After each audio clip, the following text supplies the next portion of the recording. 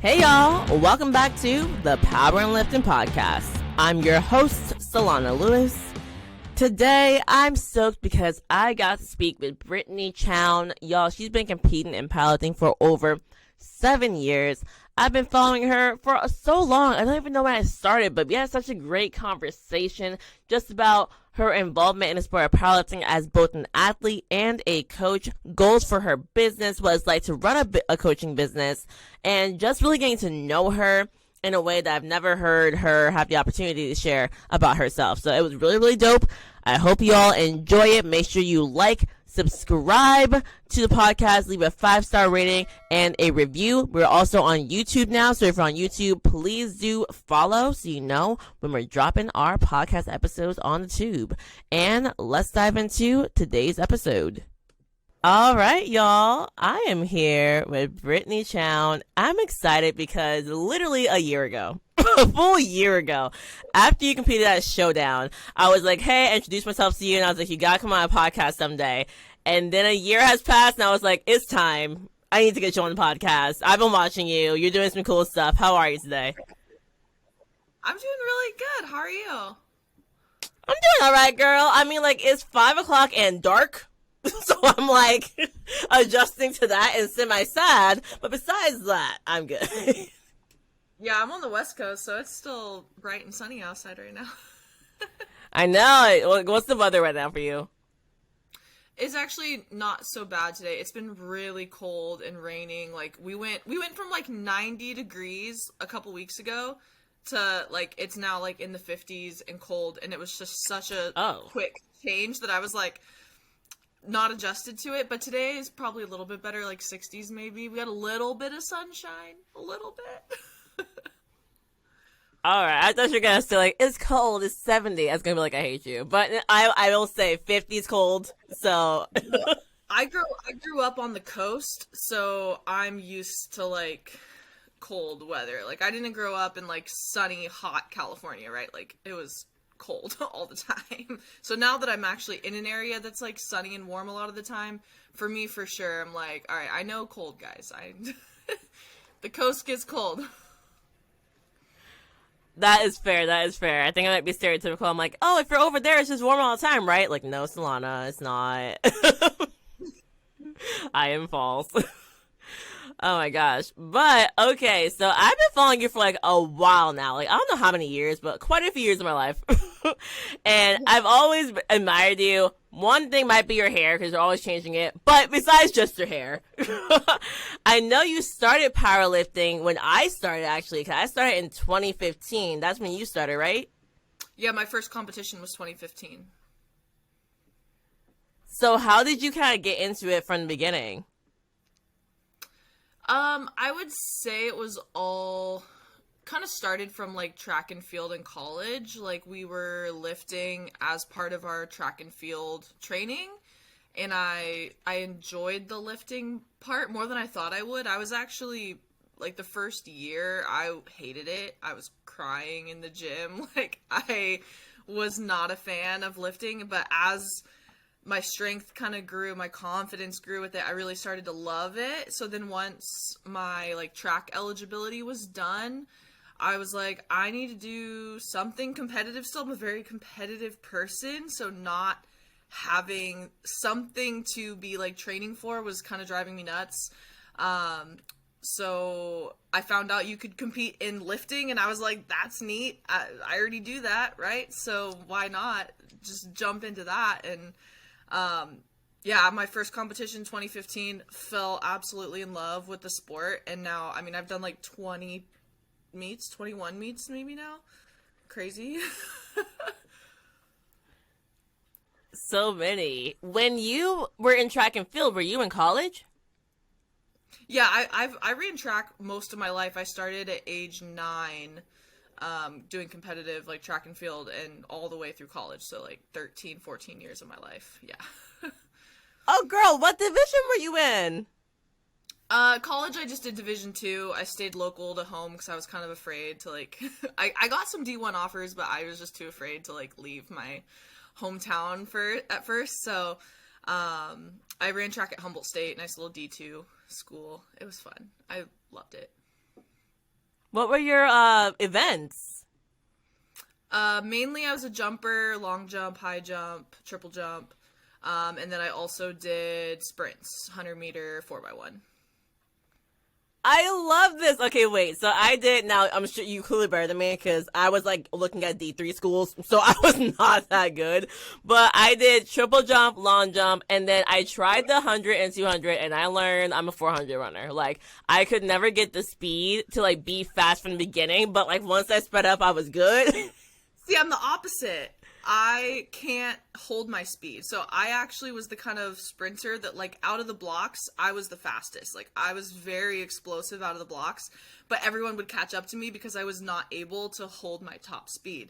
So what's funny is, like, in outdoor track, the 100 meters the shortest race, and it was too long for me. I needed like a 50-meter race. Like, I would get caught halfway through it because I just could not hold that top end speed. Yeah. Running fascinates me because like it's actually really freaking hard to like get faster. Like, you know, in my mind, and because I've been doing it for so long, like getting stronger is not nearly as complicated as like, okay, we gotta figure out what to do to get you faster when you're already fast. Like, I commend all track and field coaches because I'm like, I just don't comprehend what to do. Yeah, it's a whole different world. It's so technical. It's crazy. Oh my god, what was your favorite event though? Long jump, 100%. That was always I thought you were my. gonna say high jump. No, I like high jump was really fun to do, but I wasn't as good at it. I think long jump was always my best event, so it was just kind of my baby. You know, it was like my I cared the most about it for sure. Fair. Even like with the triple jump, so much technique, but it was fun to me just because it was more stuff in it, like Yeah. more Oh, triple hops. jump. I had nightmares still of trying to get my triple jump form down. It was so hard. I was so bad at it because I'm just a very explosive person. So long jump made more sense to me. It was just sprint as fast as you can and just jump. Like, just jump. Triple jump was so much finesse and like skill you had to have. And I would just try to rush through it. And my coaches were always like, yeah, that's not going to work. Oh my god! And like when you watch it on the Olympics and you watch them Oh, like it's amazing. glide for each jump and you watch the arms perfectly go with the legs, I'm like, no, like this is why I live now. Like it's not that complicated. I love watching jumps at like the Olympics or just like on TV. It's just when done right, it's just so beautiful to watch. It's incredible.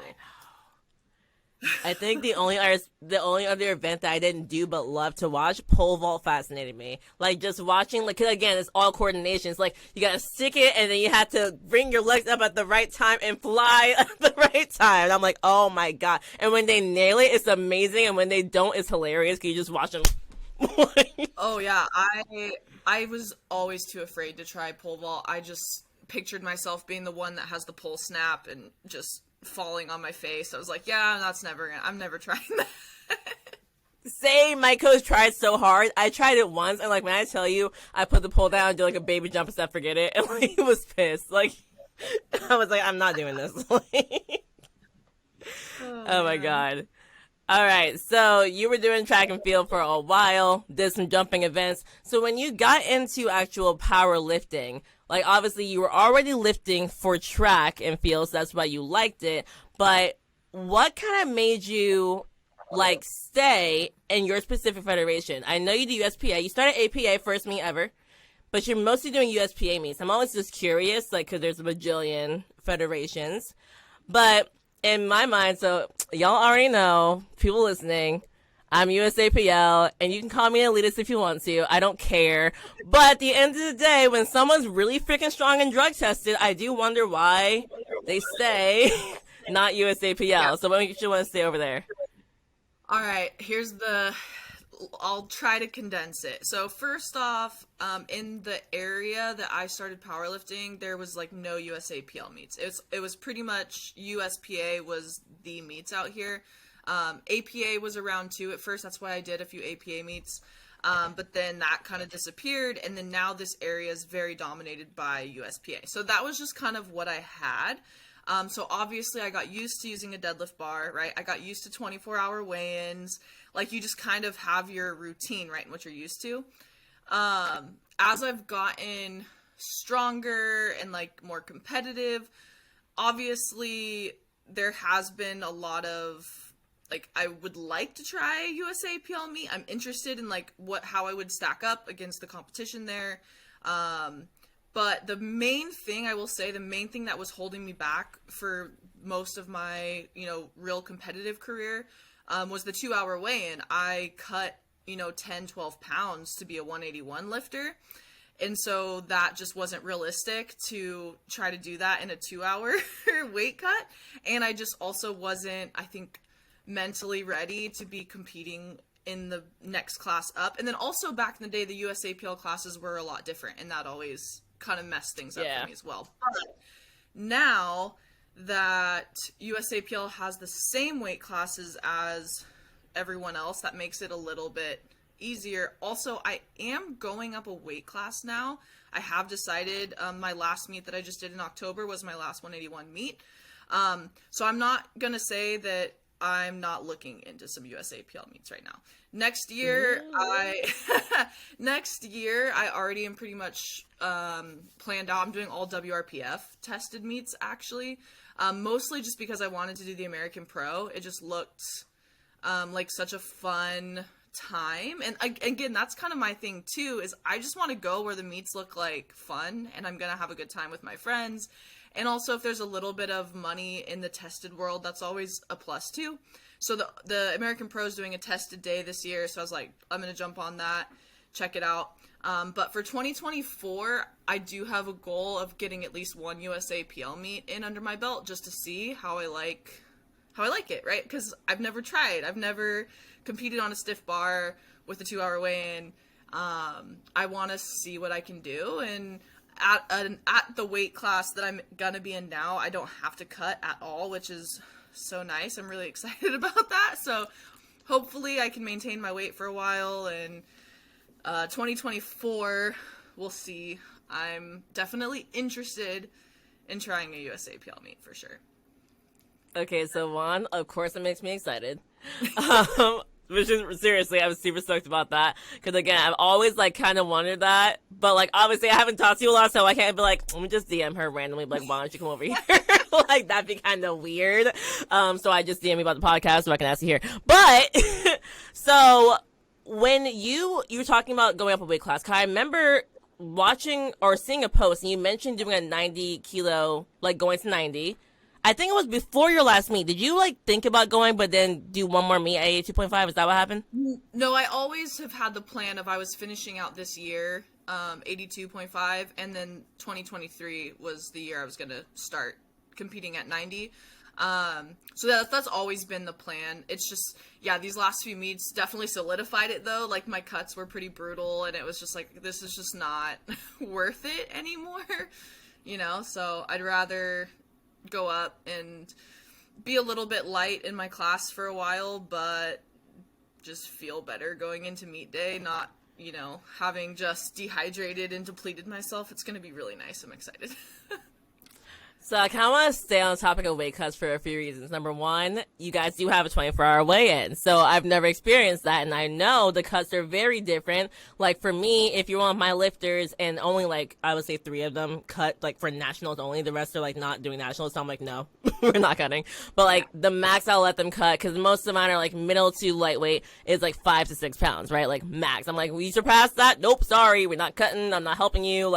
You want to do it on your own, and you're not going to like it. So, what is it like? Can you kind of explain the process of a 10 to 12 pound weight cut? Because most of my listeners even are USAPL, and they have no idea what that's like. Yeah. So, first of all, I am 181 class. I'm a little bit bigger, so 12 pounds isn't as large of a percent, I would say. So, honestly, even I know people who are doing way further, way worse cuts, but for me, it's not too bad. It's more of just having to be super on point with water manipulation. So, the water load is started 8 days out from weigh-ins. I'm starting to really make sure I'm upping my water intake, my salt intake, carb intake, kind of loading up on all of that. And then as we're getting closer to weigh-ins, we're dropping off salt and carbs, keeping water really high. Usually by the end of just the water load and water cut, I've already lost like 5 pounds, and that's not with sweating or anything else. So that's always pretty nice, just because it's a pretty easy 5-pound drop for me with my, like, what my body responds to. And then the rest is just sweating it out, and that always is the worst part. Like, honestly, I can handle the water load, water cut just fine. Like, to me, that's not too big of a deal. It was the, like, spending hours trying to sweat out everything else that just really got to me, and I just was getting so miserable. It's just like, this is not what I want to do moving forward anymore. It's rough. How many meets did you do, like, not cutting? I don't know if you, like, have a number in your head, but, like, did you mostly cut for all meets, like, even from the beginning? 'Cause I know you started at 75 kilo. So my first couple meets, not really. When I was competing at first as a 75 kilo lifter, I was pretty small. I was like in the 150s, 160s. I'm 5'9", so that I was pretty tiny. I was definitely needing to put on some weight and go up, but I was very, what's the word? I was like afraid, I guess, of like gaining weight, and that was probably my runner track background of like needing to stay super slim, right? So once I finally got over that and was like, it's okay, like, build some muscle, gain some weight, I did have to cut for my last couple 75 kilo meets because I started walking around like in the 170s. But even then, I was only cutting like 5 pounds. I'd cut like 170 to 165. And that wasn't bad. That was mostly just water manipulation, maybe a quick little like Epsom salt bath or something, but it wasn't very much. Then I decided to go up a weight class to the 82.5, 181 weight class. In the first couple meets, I wasn't cutting at all. I was just walking in, competing, which was really nice. But then, I don't know, I hit a point with lifting where I feel like all of a sudden I was wanting to carry more weight than I ever had. Like, all of a sudden it was like my body didn't want to be under like 185. It seems like it was a pretty quick, like, I only did a couple meets as like a 181 lifter before all of a sudden I'm starting to sit higher than that and needing to cut a lot sooner than I think I was anticipating to have to start cutting for that weight class. So most of my 181 meets I had to cut. Maybe nothing too crazy, like 5 pounds, again, just mostly water manipulation, maybe a quick Epsom salt bath. But it really wasn't until the showdown last year where I think I was really starting to have to do these bigger, like 10-pound plus water cuts. So, and that was when I knew I was going to be outgrowing this class, because like now I'm getting to the point where my body wants to sit in the low 190s. So it's like, okay, this is just not, it's not very ideal anymore to be trying to fit into that weight class. And I think that's a good thing. It shows that like your body, like you're building muscle, you're getting stronger, you're like filling out. So it's, to me, it's like not that big a deal. Like I'm just going to be continuing to like move up when I need to. And I think that's been one of the better things for my career, is not letting myself get attached to a weight class and just being like, hey, look, I outgrew that one. Cool. Let's move up. And just not having much more concern than that. And, you know, that's difficult to do because, especially as female athletes, and, like, yeah, we're strength athletes, right? So, like, we get, you hit a point where you're like, actually, muscle's pretty cool, and I'm pretty happy that, like, I'm putting on muscle. But I feel like mentally there can be this, like, oh, no, but moving up a weight class, oh, gosh, like, that's a big deal. And for me personally, like, I was a 63 my whole career until we changed weight classes. And like me going up to 67.5, because 60 for me wasn't happening. I'm 5'6", like me being 132 pounds, it's not going to be cute, and I'm going to be very angry and bitter. Like, it would not work for me. And I had to walk around like 137. I'm like, I haven't been 137 since I was like 20. So I'm like, I'm not doing this. But like, I was in shock. I thought I was like, my body image was great, and I was like panicking over like the fact that my weight class is higher. So like, just the fact that you're saying like, you know, you've accepted like moving up a weight class, no big deal. Like, that's like very admirable, because I want to say the same thing, but I was in such shock that in my mind, it was such a, like, I was talking about it to my coach every day, like, are you sure we shouldn't cut down? Are you sure? Are you sure? For like 3 months straight. And he was like, Solana, please. Like, please shut up. Like, I can't with you. It's hard. Like you said, I mean, we do tend to get in our heads about weight, like, more so than I think a lot of the guys do. It's, you do kind of hold this, like, attachment to it, or a fear of being bigger, and that's something that obviously it's taken me a long time to get over. I mean, like I said, my first few meets, I was weighing like 150 something pounds at 5'9", and in my head, I thought that was big, right? In my head, I'm thinking I need to cut to like the 148 weight class, like, because to me, anything over 150, that to me, like, in my, how I was like raised in the track and field world, to me, like, that was heavy, that was big. Like, all the girls I knew were so tiny and lean, and so it was really hard for me initially to like accept the fact that I was gonna be heavier in my perception. Right now, I'm looking back and I'm like, 150 pounds, I was tiny.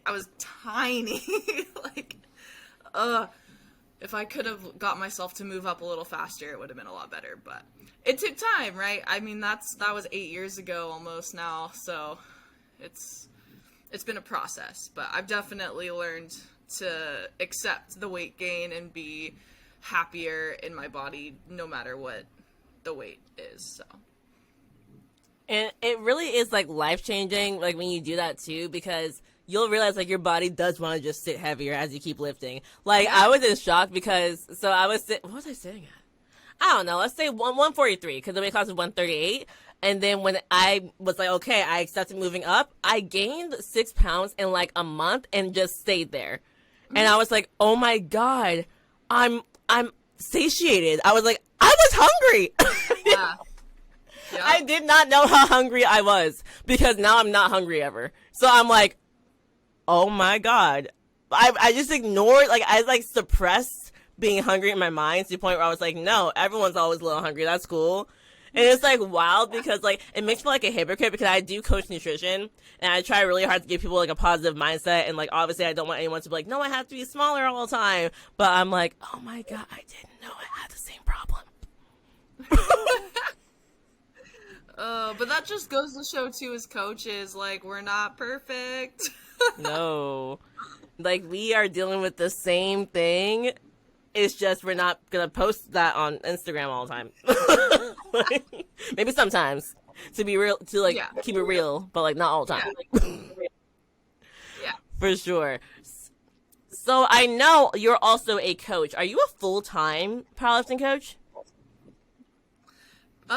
Pretty much. I mean, I do have a kind of part-time job I do, which is I'm an instructor at a small like personal training school, so I help people get their like personal training certifications, but that's just like a couple hours of class each night, so it's pretty chill gig. But yeah, my main job I would say is powerlifting coaching. I think I have about like 30 clients right now, which is awesome. Keeps me busy, and I love it. It's what I wanted to do. Once I really fell in love with this sport, I knew that was kind of where I was headed. I actually went to grad school to be a track coach. That was my plan, right? That was my life plan ever since I was like 10 years old, was I love track. I'm going to coach track. I'm going to be in the track industry, like that world, all my life. And it's so funny that sometimes once you realize your dream, you realize it actually isn't good for you. Like, I did start doing some track and field coaching out of college, and it just really wasn't what I thought it was going to be. I think part of it was like, especially for like the NCAA, when you're picturing coaching, you're thinking of just being out on the track with your athletes, right? But so much of it is all the behind the scenes recruiting, eligibility, office work, and I hated it. I just hated it. All I wanted to do was just be on the field. Like, that's it. I didn't want to do the other stuff. I don't want to do the administrative part of coaching. That's boring. Like, that sucks. So I kind of realized it just wasn't for me, but I already had this like love for coaching and love for working with athletes. So once I fell in love with powerlifting and kind of realized like, Oh, I can still work with athletes. I can still coach people, help people realize their goals, and I don't have to deal with the NCAA. Like, awesome. So, You know, like, what you're saying reminds me of when I wanted to become a strength and conditioning coach before I became a full-time powerlifting coach. And then I had a conversation with the strength conditioning coach. yeah, that was my, after the track thing didn't pan out, I was like, ooh, strength and conditioning, let's go that route. Oh wait, no, we're still dealing with the double NCAA. We're still like in that world, the politics of being in a collegiate atmosphere. It was not for me, especially being a woman trying to get into the strength and conditioning world. Like, my mentors didn't take me seriously. Like, the people who were supposed to be kind of helping me in that world, just, I don't know. I really don't think they actually believed I was capable of being like a successful coach. And I do believe a lot of that was just that I was a woman, and it was the school I was at for when I was going to grad school and like getting into coaching at the IT track and in the strength and conditioning room, there was definitely a big culture of like, this is the man's job, right? Like, the strength and conditioning room, it's men in here, right? And I just always felt like I didn't belong, and it sucked. And I just was, again, immediately like, this just doesn't feel like the environment for me. So I'm happy that I was able to like walk away from that and be like, we're going to go another route for coaching. Like, every word you just said describes why I was like, never mind. Like, especially when I talked to someone in the field, and not only was it clearly just like did not take women seriously, but the hours are horrifying. Like, the amount of work the person who was doing the strength and conditioning coaching for like a football team should say, it's horrible. Like, you're on the road, you're traveling with them all the time, and then like you're there till like late at night. You're taking care of all the athletes' problems. I'm like, oh. And then like learning the pay, I was like, so you have to slowly climb this ladder. Like, the pay starts out terrible, and you're like, people told me like it's hard to even have a family in this job because you are just always with the athletes. Like, good luck, everyone in family. I was like, okay, never mind. Like, this is not it. Yeah, that was a big wake-up call, too, was, like, unless you're the head strength coach at, like, a high-level program, like, you're not making a livable wage. So it's like, okay. Yeah, like, you work in the weekends. Yeah, no, it's not worth it. Like, especially the avenue that, like, powerlifting has opened up, and the ability to still get to coach athletes, like, high-level athletes, still getting to, like, do all those things I love, but on my own terms, on the times I want to do it, the hours I want, the pay I want. Like, that was a huge, like, I don't know, it's just so exciting, I think, to have all these like dreams that you want, and like you picture it happening one way, right? I'm picturing it happening in like the collegiate world, and then when it kind of falls apart, it's disheartening, and it takes a lot to kind of keep pushing through. But I'm just glad I did, because I feel like I'm at a point now where I can't see myself doing anything else. Like, this is all that stuff definitely led me to the path I was supposed to be on. So it's so exciting now.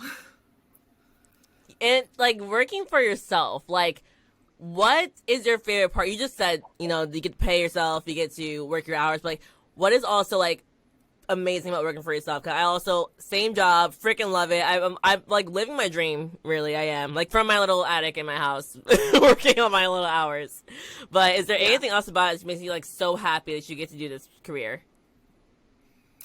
Every time I'm at a meet and I'm like handling one of my athletes, I think it really reminds me how much I love it. Like, seeing someone else succeed and knowing that you had even just, a small piece of that success and you're sharing it with them, like, there's nothing like that. And honestly, I feel like I would have felt that in the collegiate world too, but there's something about that coach-athlete relationship in powerlifting too that's just different. Like, I feel like you do get closer to people than I would have in any other setting. So that's my favorite part, is just building those relationships with people and just getting to see them succeed and share in those successes. And it's just, it's incredible. I love everything about it. So, yeah. Do you do all of your coaching online or some in person too? I definitely do both. It's gone more to online. I think especially after COVID, I saw a pretty big swing in my roster being mostly online clients, whereas before I was working with quite a few people in person, and then that kind of fell apart, obviously, with COVID. And realistically, I just didn't feel the need to pick it back up like crazy, just because I had the roster online, that I wasn't necessarily needing to do a bunch of in-person training. I do have a few clients I still see in person, especially like my beginners that are wanting to learn like how to get into powerlifting. I definitely have a lot more, like the only people I work with in person at this point is usually just my beginners who are wanting to get into it. And then once they're confident in their lifts, we kind of switch to just a programming only approach. And then I'm still around, obviously, for all my local athletes. I'm handling and going to meets and all of that. So Nice. And how did you originally pursue getting your athletes? It's mostly social media. I mean,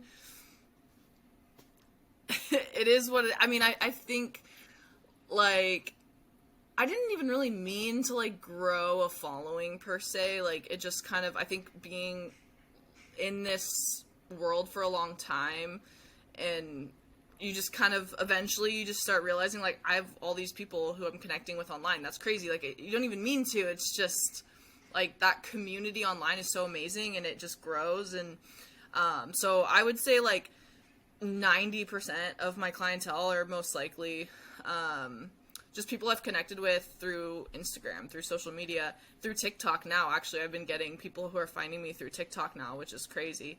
But I mean, definitely still have a few people that it's like just from getting to know them locally in gyms, at competitions.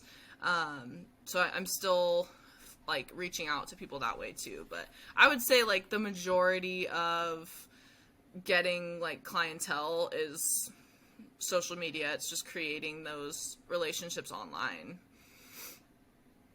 Yeah, that's how I got pretty much my entire clientele too. But I always like to ask how like you were in person. Were you like knocking on doors? Like what were we doing to get? And also, it's cool you're getting people off TikTok, because some people like they transfer content over to TikTok and it does really well. Is your TikTok content like the same as your Instagram content, or do you like make it different? It's different. It's so funny. TikTok is such a weird place. Like, you just never know what videos are going to like get traction and which ones aren't. So I feel like Instagram is more my day-to-day, like, here's what I'm doing, here's my training, just kind of your typical like training log kind of style content. And then TikTok, I can kind of make funnier videos, or I can like turn some of the trends into like powerlifting themed, like it's just kind of fun. Like you can be a little more creative on it. So my content's definitely different over there. And I've somehow, like, even just in like the year I've started posting on there, I've gained enough traction that I actually have like a community I'm starting to build there too, which is really fun. And especially for me, I really love working with like younger women who are really wanting to get into strength training. Like I'm really passionate about that. And so I'm kind of learned like most of the demographic of like teenagers or like, early 20s, like women, like they're on TikTok. Like that is the social media platform for that generation. And so if that's the demographic I want to work with, that's where I need to be. So that's kind of what my thought process has been over the last year, and just trying to kind of build up content on that platform as well. And it's been working. It's been fun. Something different. Yeah, I was going to ask you, like, if you have specific clients you like to work with. So you just said women who are younger getting into strength training. So my question for you is, when you are talking to someone, how do you know if they'll be a good fit for you? Like, yes, I know you have an application, right? Duh, right? But, like, Yeah. do you like, how do you know like this person's a good fit, and then do you ever refer someone out when you have like a gut feeling they won't be a good fit?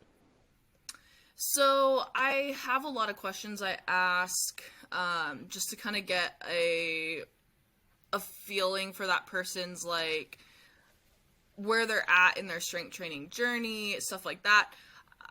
I'm not super like, I'm not really going to turn anyone down right away.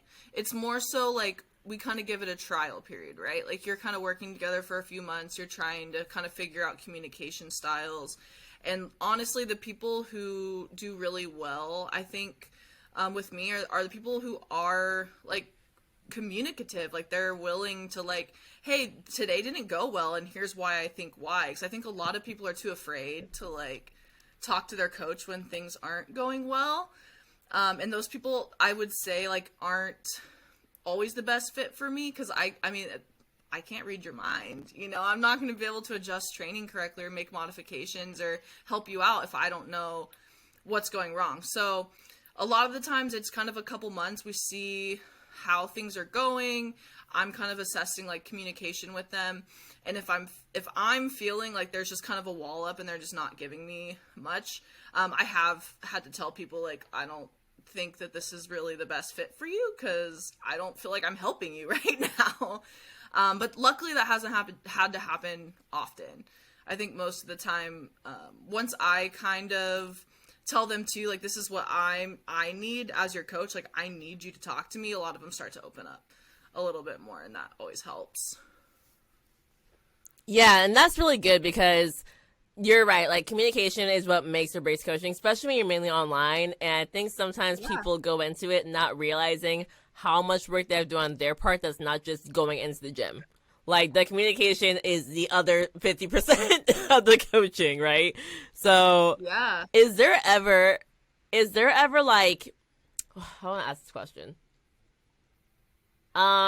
When you're talking to someone and they're inconsistent with even showing up to the gym, someone like that, is that a person that you would still be willing to take on? Online coaching.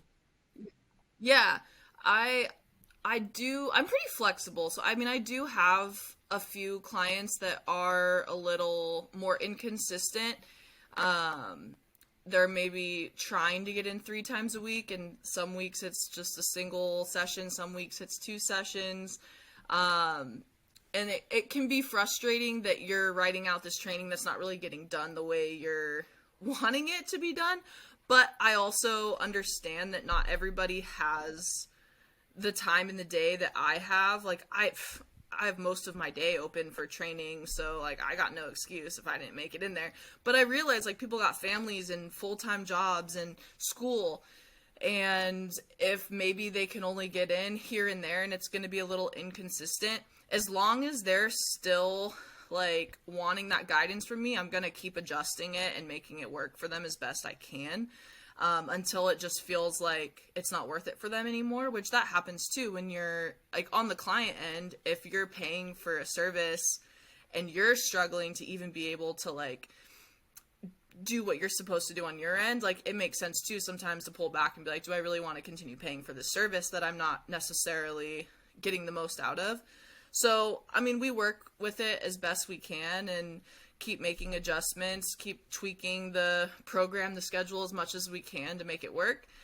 And at the end of the day, if it doesn't work, we go our separate ways. But I do have a lot, I would say, not a lot, but I do have a few people that I do have to make a lot of modifications for. And honestly, I don't mind. I feel like that's my job, right? That's what I'm here to do, is to make those changes when life is messing up their schedule. I'm going to be the one that's going to try to continue tweaking it, making it work for them until we find something that works.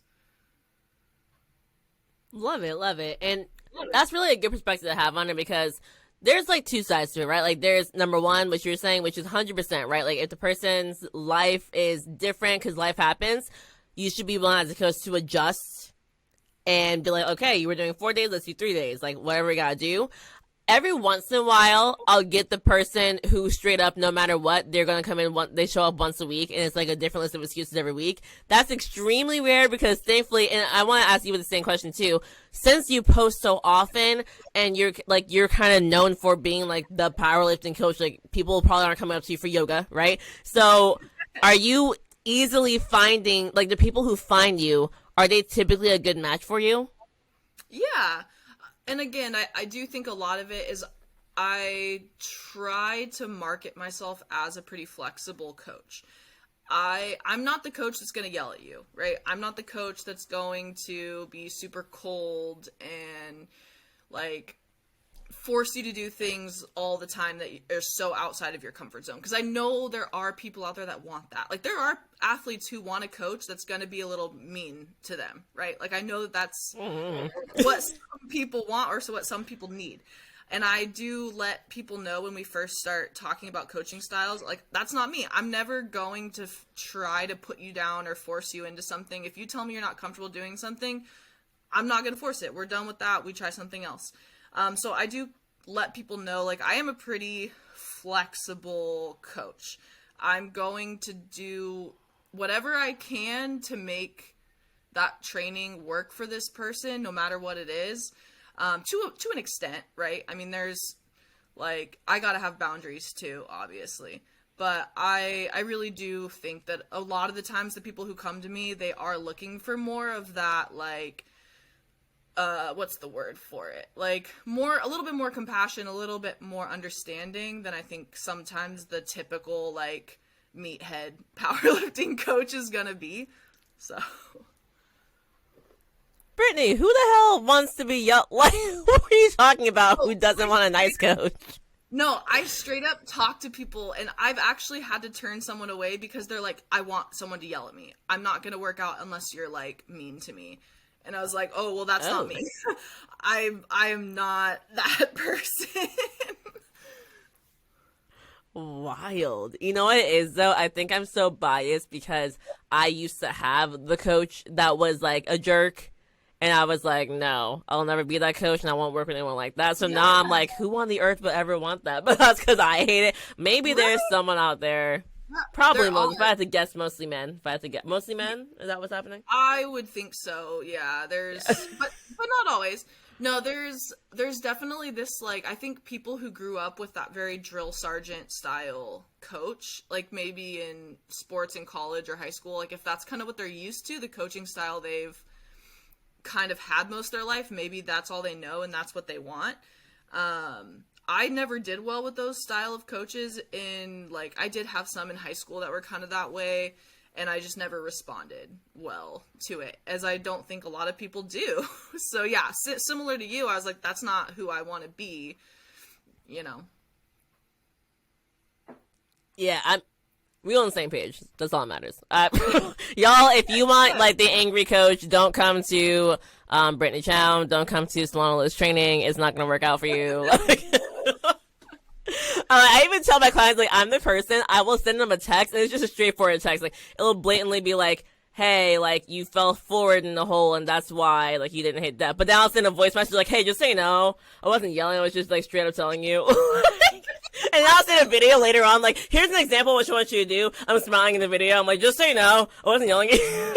I literally get nervous that my text, because I don't like to use a bunch of emojis. And you know how people be weird, like, if you use a period wrong, people get weird. Yeah. Which is funny, because I be receiving stuff, like, if you use periods to me, I'm like, ooh, oh, someone has an attitude today. Okay. But I'm, like, trying to, I use that, I project on others, I'm like, oh, they think I'm yelling. I'm like, no, they probably don't think that's Solana. Like, it's just a period, it's fine. No, I get it. I tend to always try to form my criticisms in the, like, compliment sandwich, right? Where I'm like, if I'm going to tell them something that needs work or that we got to fix, I'm not just going to be like, hey, we got to fix this. It's usually like, all right, so that set, this was really great. You did this so good. I'm so excited. We're seeing progress here. But you're like, here's the next piece that we got to work on. But honestly, overall, we're doing great, you know? Like, I'm trying to yes. it in a way where I'm like, please don't think I'm being mean to you. Like, I'm really excited. We're doing good. Oh my gosh. So earlier you said you have about 30 clients. What are your next business goals? Like, not next business, like in the same business. Yeah, like what are my goals moving forward with my business? Yes. Yes. Y'all, blame it on the fact that I was sick a few days ago. I feel like I can't form sentences, so my bad, but go ahead. No, that's a good question. I would like to work towards maintaining a little bit like a more clients on my roster. I do it slowly though, just because I don't want to ever feel like I've taken on too much and then I'm like struggling. So I do have a goal. Like I would like to increase my client load like in small numbers at a time, so I can kind of figure that out. I do want to do more seminars. I really like hosting seminars. They're really fun. Right now I've only ever done them locally here, but hey, if anyone like wants me to come out somewhere, let me know. I love putting on seminars, especially for like sumo deadlifts. That's kind of my, like, I love working with clients who want to like get better at the technique of a like beautiful sumo pull. So I love hosting like those kinds of seminars. I'd love to do that more. And be able to travel for doing seminars, I think would be super, super fun. So those are definitely some current goals I have.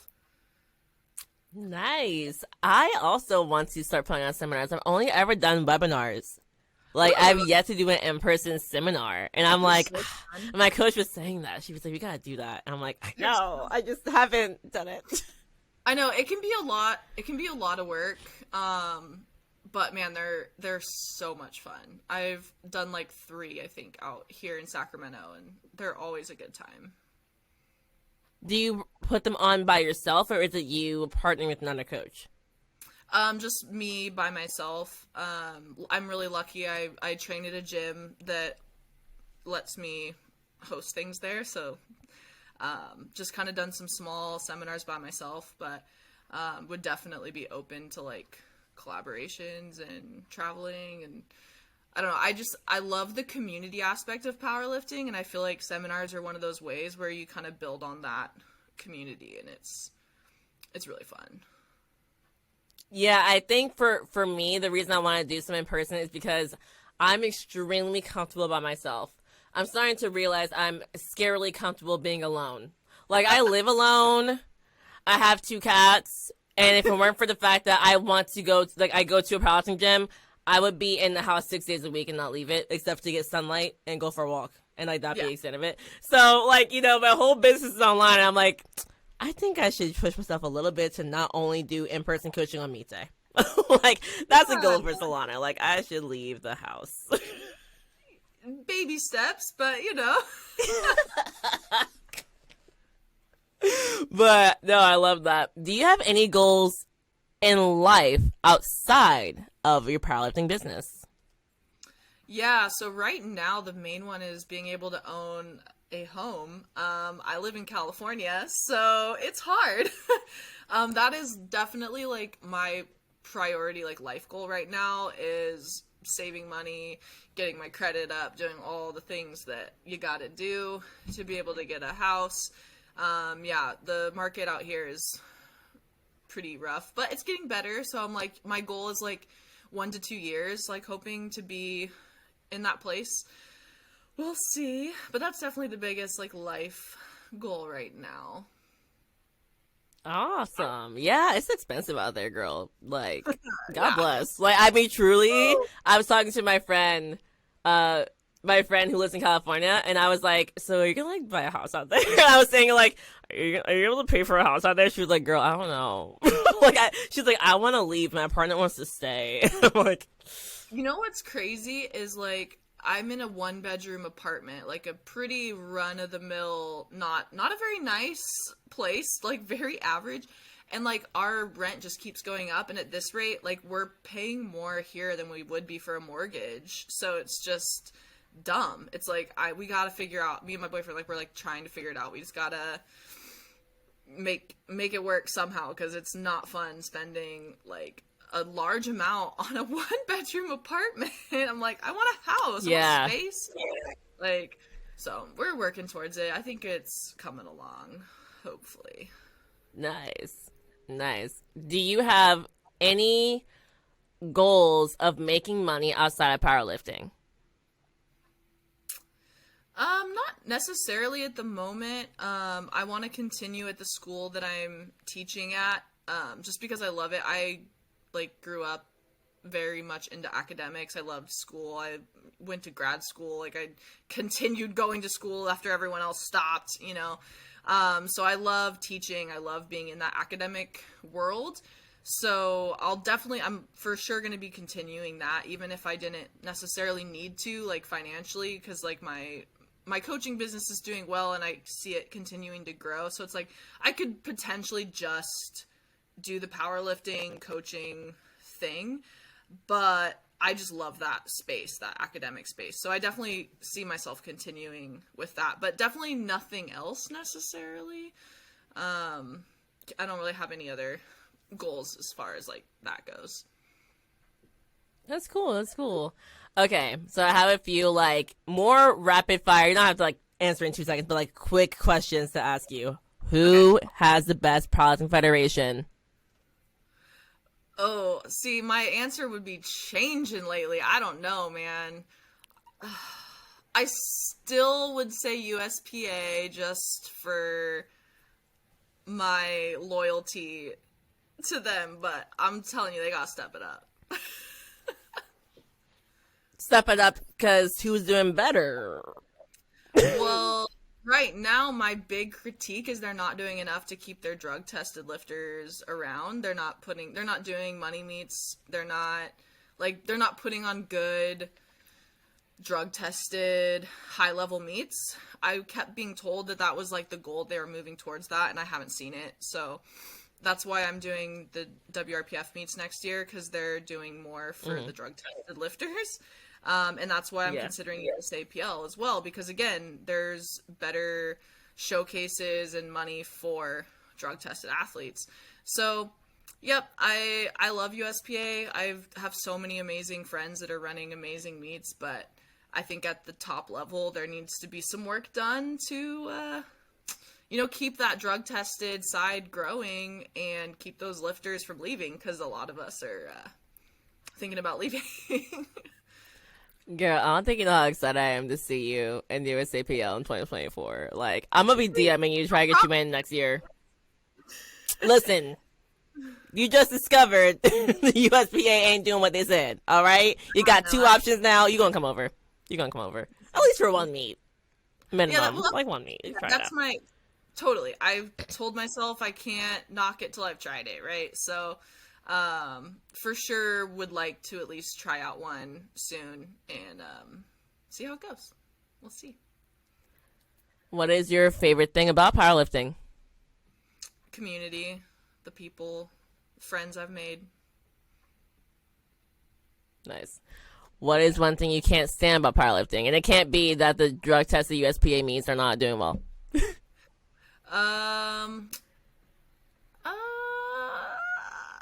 I don't know. I think right now there's some, I would say, like, some of the, I don't want to word this like bad. I think there is some like kind of toxicity, especially when you're like a lot of the online part of it. If you have a good community online, on Instagram, on TikTok, it's amazing, right? When you find that like good community of lifters, but there also can be a lot of toxicity on the social media side of powerlifting, I will say. Very fair, very fair. What genre of music should be played at meets? I'm gonna say metalcore, because that's my favorite. That's what I always hear. I'm like, can we change it, please? No? Alright, fine. Everyone wants something different, but I want some angry music coming through. I don't want to be up there with some pop, dance music. No, I want some angry music. I just want like straight up rap. Like, I want to be able to rap the lyrics in my head while I'm going. Like, I'm down for some of that too, but I need some hype, right? Like, I don't want this just like pop, you know. I need something a little harder. Yes, that would not be cute. All right, and what are your goals for squat, bench, and deadlift for 2023 in the 90 kilo weight class? Yeah, so that's the thing. We'll see. I would say next year I'd really like to hit like a 463 squat, a 230. I think I could get to 230 something on bench, 231, 236 maybe. And then deadlift, I'd really like to hit like 530. That's a big goal for next year. So I think those are all pretty achievable. I'm trying to not give myself too high in numbers. I know like going up a weight class is going to mess with leverages a little bit, especially deadlift could throw some things off, but you know, we'll see. I'm trying to be realistic. Well, yeah, you're basically saying like 12 pounds on a squat, 10 pounds on bench, and like 18 pounds on deadlift. I think your bench might potentially kind of explode. But I only say that because when I moved up a weight class, all of a sudden I was like, oh, wow. This is a lot better. That's the goal. Like, part of the reason I want to go up is because my bench is stalled, you know? So I know that gaining a little weight, letting myself hold a little more weight, not cutting, like, is going to help improve my bench. But I also know how hard it is for my bench to improve, so I'm not trying to give myself too unrealistic of expectations either. Nice. All right, last question. What is one piece of advice you would tell your younger self, let's say maybe like, I don't know, Brittainy in college, that would help improve your life if you had known back then? A couple things. One for sure would be like gain some weight. Like, don't be afraid to put on some weight. Like, we kind of touched on that, but yeah, that culture of being a runner and everyone being so tiny and lean was not good for me mentally. And I think if I had embraced myself being able to hold a little bit more weight, gaining some weight sooner would have been a lot better for my mental health. And also I think just like speak my mind a little bit more. I was very, I did not want to oppose anyone. I was always very, like, just go with the flow. I still am kind of that way. But I've really learned to, like, speak my mind a little bit more, stand up for myself a little bit more as I've gotten older. So for sure I would tell my younger self, like, hey, speak your mind. Like, speak up. I like it. Brittainy, thank you so much for joining me. I had a lot of fun talking to you, girl. Yeah, this was so good. Awesome. If people want to contact you for coaching, how do they do that? So if you find me on Instagram or TikTok, it's Britt, BRITT _Chown strength. So CHOWN strength. I have links in both of those for my like online coaching questionnaire kind of inquiry thing. So, that's kind of the main way to get a hold of me for coaching. Or just send me an email or a DM too. That always works. Nice. All right, Brittainy, again, appreciate having you on. Y'all, I will catch you next time on the Power and Lifting Podcast. Congratulations, you made it to the end. Thank you so much for listening. Again, don't forget, share with a friend, leave a 5-star review, leave a rating, and please push this to other people who you think will enjoy the podcast, because that means that we get to teach more people about powerlifting and get them to hear stories of some awesome women. Catch y'all next time on the Power and Lifting Podcast.